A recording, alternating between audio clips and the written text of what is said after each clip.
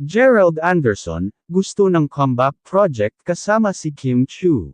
Hindi pa rin pala tapos ang hangarin ni Gerald Anderson na muling makatrabaho ang dating ka-love team, at ex-girlfriend, na si Kim Chu. Sa isang panayam, diretsahan niyang inamin na gusto niyang magkaroon ng comeback project kasama si Kim, at handa raw siyang makatrabaho ito kahit sa kabila ng kanilang history. Kung mabibigyan ng chance, why not? Maganda rin na makita kami ulit ng mga tao sa iisang proyekto.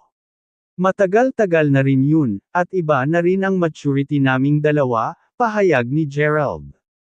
Marami tuloy ang hala, especially dahil lately ay nababalita ring may bagong closeness na namamagitan kina Kim at Paolo Avellino. Pero ayon kay Gerald, wala raw siyang intensyong guluhin ang personal na buhay ng aktres. Gusto lang daw niyang magbigay ng isang quality show o movie na nostalgic sa fans.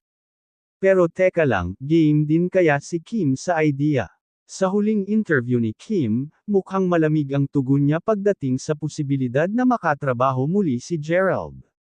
Kaya ngayon, nakabitin ang lahat kung magiging reality nga ba ang Kim-Gerald Reunion Project, o mananatili na lang ito sa wishful thinking.